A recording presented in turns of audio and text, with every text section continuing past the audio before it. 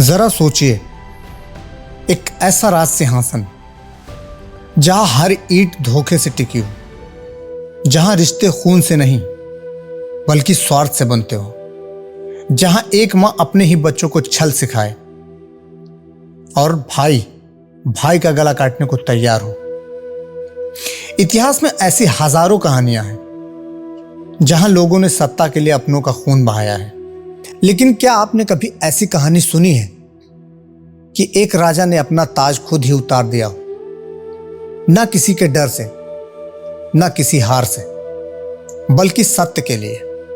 और क्या आप जानते हैं कि अनंत शेष नाग कभी एक राजा हुआ करते थे? जब एक कल्प का अंत होता है, जब संपूर्ण सृष्टि महाप्रलय में जलकर राख हो जाती है, जब समय भी थम जाता है, तब भी अगर कुछ बचा रहता है तो वो है शेष। हजार फनों वाला अनंत, सनातन अनंत शेषनाग। महर्षि कश्यप की दो पत्नियां थीं, कद्रु और विंता। विंता ने अरुण और गरुड़ को जन्म दिया और कद्रु ने हजारों नागों को, वासुक, तक्षक, करकोटक और उनमें सबसे श्रेष्ठ शेष। समय बीता और शेष नागलोक के राजा बने। उनके सिर पर सत्ता का मुकुट सजा, लेकिन यह मुकुट उनके लिए वरदान नहीं बल्कि एक अभिशाप बन गया। जहां शेष का स्वभाव सत्य था, वहीं उनके 999 भाई क्रोध, अहंकार और विष से भरे हुए थे। हर दिन एक नया छल, एक नया कपट। शेष उन्हें समझाते रहे, रोकते रहे, लेकिन जिस दिल में जहर हो वहां धर्म का बीज कैसे उगेगा? एक दिन कद्रु और विंता ने आकाश में उड़ते हुए दिव्य घोड़े जैसे उच्च श्राव को देखा। विंता ने कहा, इसकी पूंछ सफेद है।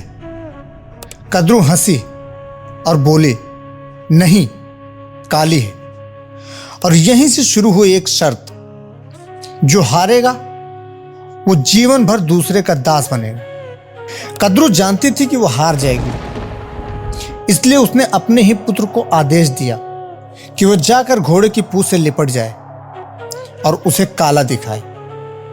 कुछ नागों ने मना किया, लेकिन एक मां ने अपने ही बच्चों को श्राप दे दिया, सर्प यज्ञ में जलकर राख हो जाओगे। डर के आगे धर्म हार गया और अगली सुबह सत्य भी हार गया। विंता हार गई और अपनी बहन की ही दासी बन गई। उनकी आंखों में जो दर्द था, वो सिर्फ हार का दर्द नहीं था बल्कि सत्य के हार का दर्द था। जब ये सब शेष को पता चला, उनका दिल टूट गया। एक राजा होकर वो अपनी मां को नहीं रोक पाए। उन्होंने विरोध किया, सत्य के लिए खड़े हुए और बदले में उन्हें मिला अपनों का त्याग। उस पल शेष को समझ आ गया कि जब नींव ही झूठ की हो तो वहां राज करना अपने सत्य को मारने जैसा है। और फिर उन्होंने धीरे से मुकुट उतार दिया, राज्य छोड़ दिया, मां छोड़ दी, भाई छोड़ दिए और अकेले चल पड़े।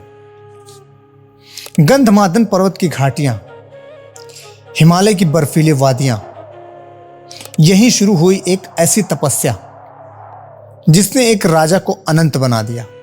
न अन्न, न जल, सिर्फ वायु। जेठ की तपती गर्मी हो या पौष की कड़क ठंड, उनका शरीर सूखता गया, हड्डियां दिखने लगी। लेकिन हर सांस के साथ शेष अपने अंदर के गुस्से को जला रहे थे। हर तप के साथ वह नाग नहीं, कुछ और ही बन रहे थे, कुछ अनंत। उनकी तपस्या से पूरा ब्रह्मांड कांप उठा। समय थम गया, हवाएं रुक गई और प्रकट हुए ब्रह्मा। उन्होंने कहा, हे शेष, तुम्हारे भाइयों के अधर्म से ये पृथ्वी कांप रही है। शेष ने सर झुकाकर कहा, प्रभु, मुझे मार्ग दिखाएं।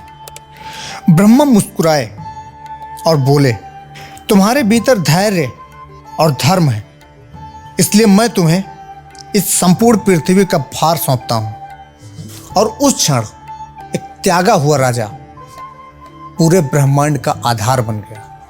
लेकिन पृथ्वी का बोझ उठाना आसान था, लेकिन दिल का नहीं। युगों तक भटकने के बाद शेष पहुंचे क्षीर सागर, और वहां उन्होंने पहली बार भगवान विष्णु को देखा।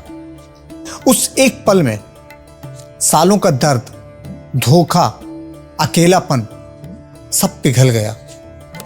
पहली बार शेष ने सर झुकाया, एक राजा की तरह नहीं बल्कि एक भक्त की तरह। और भगवान ने कहा, तुम अकेले नहीं हो, और उन्हें अपना शाश्वत आसन बना लिया। एक तरफ वो दुनिया थी जिसने उन्हें ठुकराया, और दूसरी तरफ वो भगवान जिन्होंने उन्हें अपना लिया। जब जब विष्णु अवतार लेते हैं, शेष भी उनके साथ आते हैं। राम के साथ लक्ष्मण बनकर, कृष्ण के साथ बलराम बनकर, और हर बार एक ही वचन के साथ निभाने का वचन। दोस्तों, ये कहानी सिर्फ शेषनाग की नहीं बल्कि उस इंसान की है जो गलत माहौल में पैदा हुआ लेकिन गलत नहीं बना। हमारे भी जीवन में ऐसे पल आते हैं जब हमें चुनना होता है, सच का रास्ता या फिर अपनों का साथ। लेकिन सच के लिए अगर हमें सब कुछ भी छोड़ना पड़े तो छोड़ दो, क्योंकि जिसका कोई नहीं उसका ऊपर वाला होता है। तो दोस्तों, ये थी हमारी आज की वीडियो। अगर ये वीडियो आपको पसंद आई हो तो इस वीडियो को लाइक करें, और ऐसी ही वीडियो को देखने के लिए हमारे इस चैनल को सब्सक्राइब भी ज़रूर करें। हम मिलते हैं अगली वीडियो में।